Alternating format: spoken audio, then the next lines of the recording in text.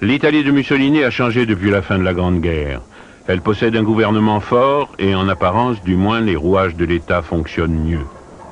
La mafia a été réduite au silence dans le sud et de grands efforts sont entrepris pour redresser l'économie du pays. Mais Mussolini veut faire de l'Italie une grande puissance.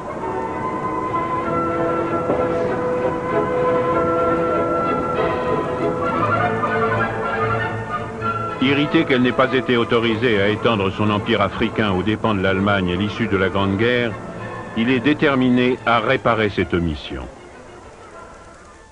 Il vise l'Abyssinie, l'actuelle Éthiopie, dont l'Italie a déjà essayé de s'emparer. Mais elle a, en 1896, subi une cuisante défaite à Adoua. L'Italie possède déjà les colonies voisines de l'Érythrée, sur la frontière nord de l'Abyssinie, et la Somalie. Mussolini commence par faire usage de diplomatie pour mettre l'Abyssinie sous la domination italienne.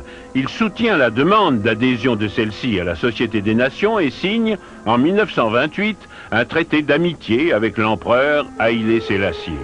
Mais ce dernier veut ouvrir son pays à d'autres nations qu'à l'Italie. Mussolini ne l'entend pas de cette oreille. La guerre est maintenant à ses yeux la seule issue.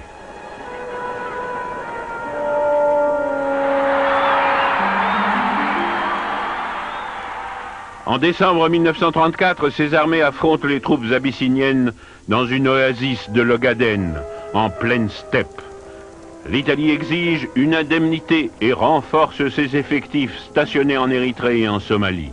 Haïlé Sélassié en personne fait appel à la Société des Nations qui n'en tient pas compte, car le réarmement de l'Allemagne l'inquiète bien davantage. Mussolini se sent de plus en plus encouragé dans son projet d'invasion, et ce, d'autant plus que le ministre des Affaires étrangères de Grande-Bretagne, Anthony Eden, craignant que l'Italie ne quitte la Société des Nations, se rend à Rome en juin 1935 et essaie de conclure un pacte avec Mussolini. En échange de l'Ogaden, l'Italie accorderait un port de la mer Rouge à l'Abyssinie. Mussolini estime que les clauses de ce pacte sont insuffisantes et au début du mois d'octobre 1935, après la saison des pluies, il envahit l'Éthiopie, depuis l'Érythrée et la Somalie.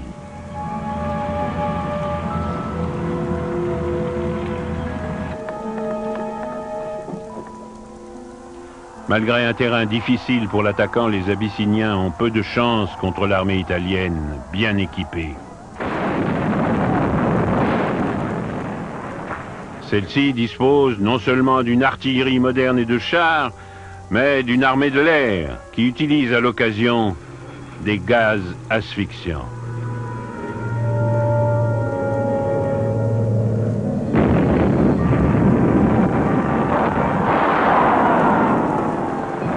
La réaction de la Société des Nations est le reflet de son impuissance.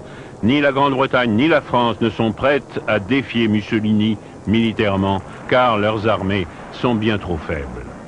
Certes, des sanctions économiques sont imposées, mais elles ne s'appliquent pas au charbon ou au carburant, deux facteurs essentiels dans une guerre moderne. En tout cas, les États non membres de la Société des Nations, comme les États-Unis et l'Allemagne, ne sont pas liés par ces sanctions dont l'effet est, par conséquent, minime.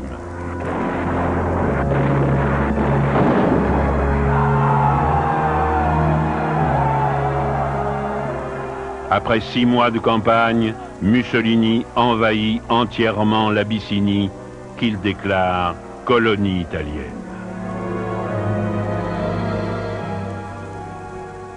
Les appels d'Haïlé Sélassié à la Société des Nations sont vains.